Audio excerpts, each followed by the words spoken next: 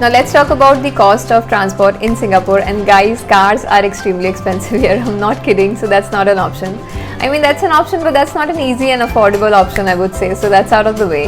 Now you are only left with two types of transport. One is the public transport and the other ones are the taxis. So in public, you have two options, buses or MRTs. So MRT is nothing but a train network in Singapore, how we have metros in India. So it's pretty much the same. Now by MRT, if you're traveling, it would cost you around 1 to 3 Singapore dollars for one person one way. Monthly it would be around 30 to 90 Singapore dollars for one person one way, and it depends on the distance you are traveling to, of course. So two ways it would be around 60 to 180 Singapore dollars if you are traveling every day. Another amazing option is the bike sharing. So it's pretty cheap and it's quite affordable, and the best option if you are traveling somewhere nearby, if you are traveling for shorter distances. So it's one of my personal favorite also, because it's so much fun to ride those bikes, and it's you can be done in some few cents at times. So what you have to do is, they have designated parking areas. So you have to just open the app. There are apps like SD Bike. So you have to open the app and it will show you the nearest available bike. You have to unlock the bike by scanning the QR code which is placed on the bike, and your card will be tagged to the app. So once you're done with your ride, you need to park the bike at the nearest designated parking area and lock the bike by pressing the lock button on the app screen. So they will calculate charges based on the time and distance you have traveled, which is pretty cheap. I mean, you can be done in few cents, as I said. So yeah, also there's a tip, you guys, that don't just park anywhere, because they have a GPS installed in the bike, so they'll know if you have parked anywhere else other than the parking area. So they will charge you penalty, which has not happened with me but with few of my friends. Also guys, to help you with the exact fare details from your location to the destination for both buses and trains, I am going to put a link of fare calculator in the description box below. You can check that out. However, there is a way to save up a little more when it comes to your MRT travel. So they call it as pre-peak rail fare. So that's nothing but to encourage all the passengers to start their journeys before the peak hour starts, which is around 7:45 AM here. Also, they have a monthly travel card which is called adult monthly travel card, but that's only for the Singapore citizens and the PR holders. That's not for the work pass holders or the foreigners basically.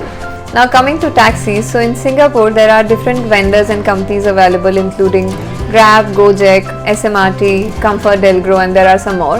So I would say guys, taxis are not very cheap, at least not as cheap as public transport, definitely.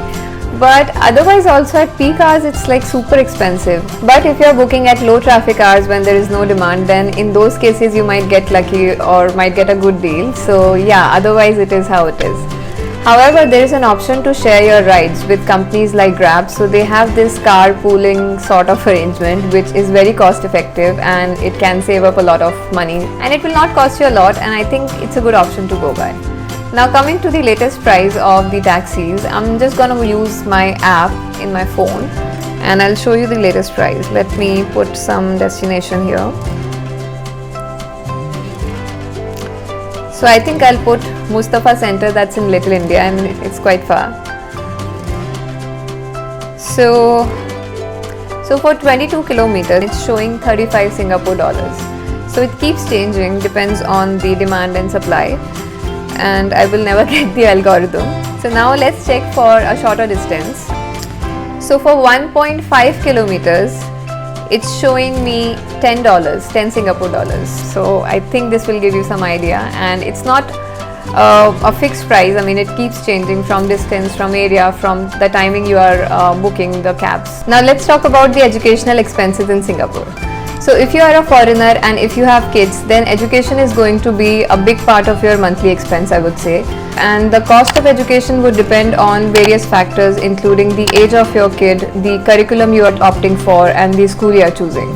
So there are different categories in which we can define the cost of education. We'll start from the infant care first. So this one is for little babies which are up to 18 months old, and it would cost you on an average around 1500 Singapore dollars to 3000 Singapore dollars.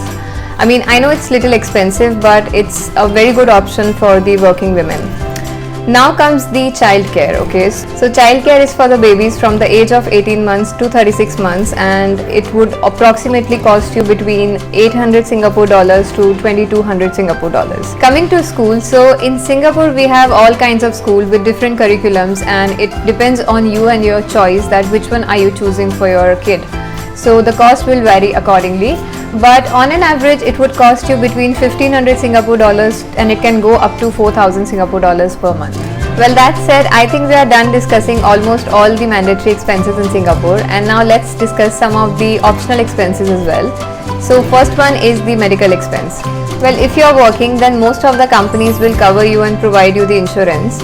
But on an average, a visit to a GP, which is the general practitioner, would cost you between 30 Singapore dollars to 80 Singapore dollars, depends on the type of medication he's providing you and the need of your treatment. Then comes the specialist. So if there is a need to see a specialist, then in that case the GP will refer you to the specialist, and it is expensive.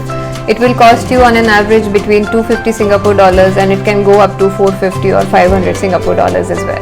Then there are some miscellaneous expenses to discuss, like going to gym, movies, and about the nightlife. So gym membership would cost you between 100 to 200 Singapore dollars, and if you go for a contract plan, let's say for 1 year, then it would cost you a little less. So if the actual price is, for example, 150 Singapore dollars, then on an offer you can get it around 110 Singapore dollars. That includes swimming pool and sauna as well. About the movies, I would say it would cost you around 10 to 20 Singapore dollars, depends on the type of the movie, the time you are going, the day you are going. So yeah, it's very subjective, but on an average it's 10 to 20 Singapore dollars. Coming to the nightlife, so the entry or the cover charges would be around 50 to 80 Singapore dollars, and it can go up to 100 Singapore dollars, also depends on the choice of your place, and that also includes some drinks, but they are not unlimited. So please take a note, because alcohol is extremely expensive in Singapore. So with this, that's all for this video. I hope this is helpful for you guys, and let me know in the comments below if you have any questions or if you want me to create videos on any other topics, so let me know that as well. And please hit like, share and subscribe to my channel and hit the bell icon, and also please follow me on Instagram, and I'll see you soon in my next video. So till then, take care and bye.